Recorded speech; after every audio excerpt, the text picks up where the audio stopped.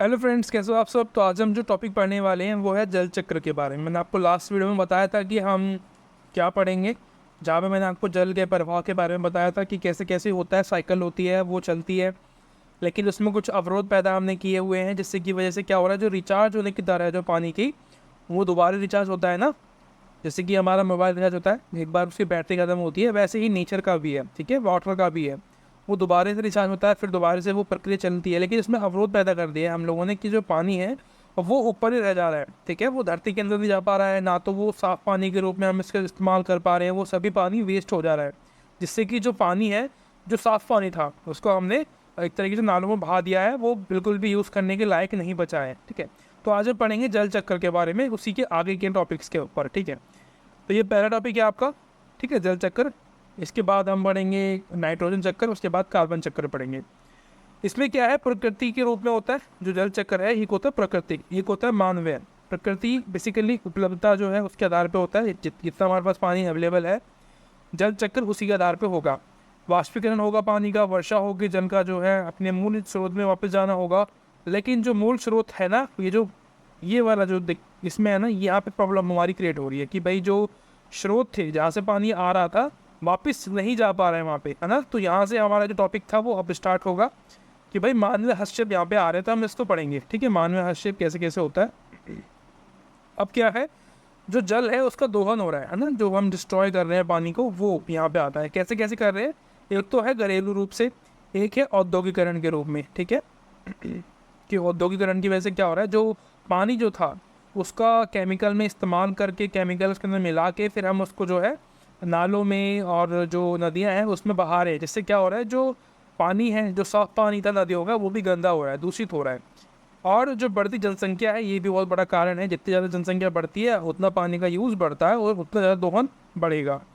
दोहन की को दर जो है वो बढ़ती जा रही है, जिससे क्या हो रहा है, रिचार्ज होने की दर कम हो गई है, ठीक है। रिचार्ज मैंने आपको बताया था कि जैसे कि मोबाइल रिचार्ज होता है हमारा, वैसे ही सेम वाटर जो है रिसाइकल के रूप में रिचार्ज होती है, वापस अपनी जगह पे आती है।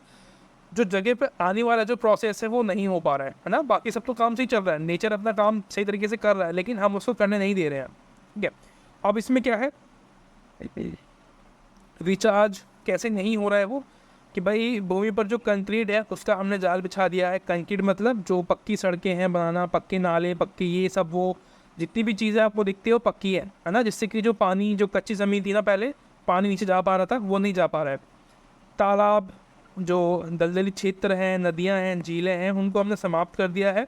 और अगर हम बनाते भी हैं, पक्की नहरें आपको देखने को मिलती है गाँव में, नाले मिलते हैं देखने के लिए, उससे क्या हो रहा है, जो पानी जो था वो वापस अपनी मूल स्रोत में नहीं जा पा रहा है। यानी कि जो भूमिगत जल था उसके रूप में नहीं आ पा रहा है वापस। जो पानी ऊपर है ना वही दिखाई दे रहा है आपको, नीचे जो है पानी खत्म हो चुका है बिल्कुल, ठीक है। वाटर लेवल बिल्कुल ज़ीरो के आधार, ज़ीरो मतलब पहुंच चुका है, ख़त्म होने को है। घरेलू जल का जो है संरक्षण हमने जो है समाप्त कर दिया है। हम बिल्कुल भी पानी को सही तरीके से इस्तेमाल नहीं करते हैं। जो पानी हम, जिस पानी को हम दोबारा से इस्तेमाल कर सकते थे, उस पानी को हम फेंक देते हैं, ठीक है।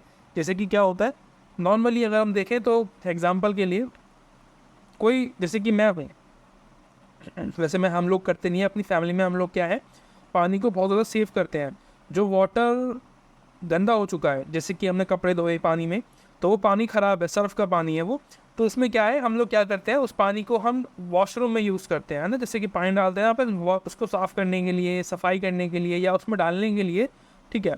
वो उस तरीके से हम इस्तेमाल करते हैं। जो साफ़ पानी है उसके लिए, उसको, उसका इस्तेमाल करने का तरीका अलग होता है हमारा, कि भाई नहाने के लिए उसको यूज़ करना है, खाना बनाने के लिए यूज़ करना है, और भी जो काम होते हैं जो कि साफ़ पानी से ही हो सकते हैं, सब्जी धोना वगैरह वगैरह, वो उसके अंदर यूज़ होता है। सब्जी धोने के बाद जो पानी बचता है हमारा, उसको हम क्या करते हैं, उसको फिर दोबारा से हम किसी एक बर्तन में रख लेंगे, बाल्टी वगैरह में, ताकि उसको हम फिर दोबारा से नाली में डालने के लिए, साफ़ करने के लिए उस पानी का इस्तेमाल कर सके, या पेड़ पौधों के अंदर उस पानी का इस्तेमाल कर सके। जैसे कि चावल बनाए जाते हैं, चावल को धोने के लिए, धोने के बाद जो पानी बचता है उस पानी को भी हम जो है, जो पेड़ पौधे हैं उसमें डाल देते हैं, ठीक है। उससे पेड़ पौधों को पानी मिल जाता है और वो पानी फिर दोबारा से जो है रिसाइकल हो जाएगा, है ना। ये जो है ना, हम लोग इस चीज़ को नहीं करते हैं, ज़्यादातर जो लोग हैं वो नहीं करते हैं। तो ये हमारे घर में ऐसा होता है। हम सभी को ये चीज़ें फॉलो करनी चाहिए, जितना हम कोशिश कर सकते हैं उतना हमें पानी को बचाना चाहिए, ठीक है। अब क्या है, जल चक्र में बदलाव, इसको देखते हैं। अब जब जल चक्र में बदलाव होगा तो क्या होगा, ग्लोबल वार्मिंग बढ़ेगी, क्लाइमेट चेंज होगा। ग्लोबल वार्मिंग मतलब तापमान में वृद्धि होगी, क्लाइमेट चेंज मतलब जलवायु में बदलाव आपको देखने को मिलेगा। अब इस दोनों से क्या है, आपको एक चीज़ समझ में आ रही होगी कि भाई पहले क्या था, पहले क्या था, जो बारिश थी वो आपको ज़्यादा देखने को मिलती थी, है ना, बहुत ज़्यादा बारिश हुआ करती थी।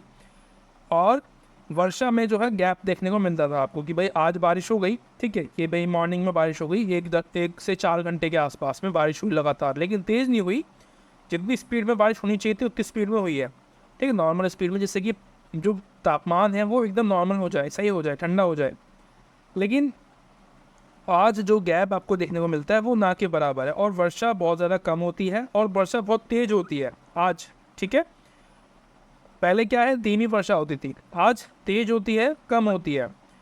बाढ़ जो है आपको उस समय नहीं देखने को मिलती थी, बाढ़, सूखा वगैरह, क्योंकि जो पर्यावरण था, जो साइकिल थी, वो बड़े अच्छे तरीके से काम कर रही थी। लेकिन आज ऐसा नहीं हो पा रहा है, ठीक है। आज क्या है, आपको हर जगह बाढ़ देखने को मिलती है, पक्की सड़कें हैं ना, इसकी वजह से क्या होता है, जो पानी है वो नीचे नहीं जा पाता है, तो क्या होता है, पानी भर जाएगा, बाढ़ आ जाएगी, फ्लड्स आ जाएंगी, या फिर सूखा पड़ जाएगा, ठीक है, थ्रोट्स हो जाएंगे। उससे क्या है, पर्यावरण दूषित हो रहा है, पर्यावरण में जो है आपको देखने को मिल रहा है कि डिसबैलेंस आ रहा है ना।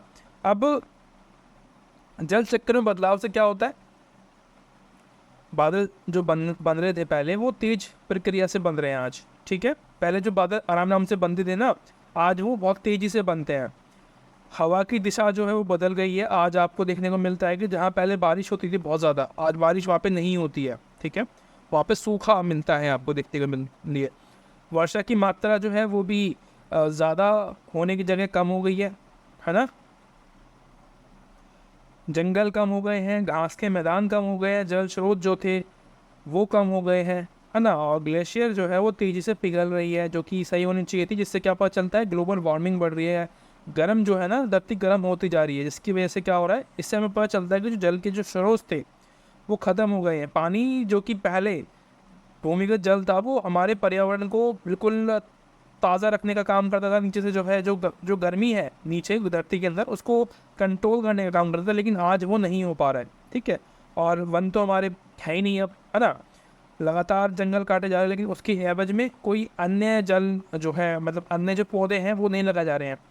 एक जो बड़ा पेड़ होता है ना, जो बड़े पेड़ होते हैं, छोटा आप पेड़ लगाओ उसकी जगह पे एक छोटा पेड़, जो कोई पौधा लगाओ, कोई फ़ायदा नहीं है। एक बड़ा पेड़ जो है 26 या फिर आप मान के चलिए 50 जो छोटे छोटे पेड़ होते हैं उनकी बराबर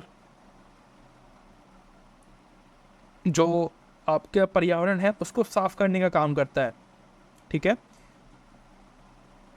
हम कहते हैं ना कि बेशक पौधे काट लो, पेड़ काट लो, लेकिन इनकी जगह पर लगा दो, ठीक है। यानी कि एक पेड़ के बदले अगर आपको 50 पेड़ लगाने पड़ेंगे वहाँ पे, तब जाके जो एक बैलेंस है वो पैदा होगा, तब भी शायद कुछ ना कुछ कमी रह ही जाए, ठीक है।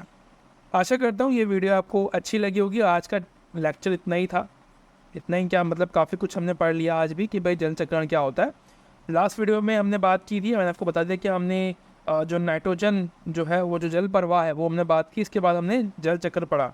अगली वीडियो में हम पढ़ेंगे नाइट्रोजन चक्कर के बारे में, ठीक है। मिलते हैं अगली वीडियो में, तो thank you so much, bye bye.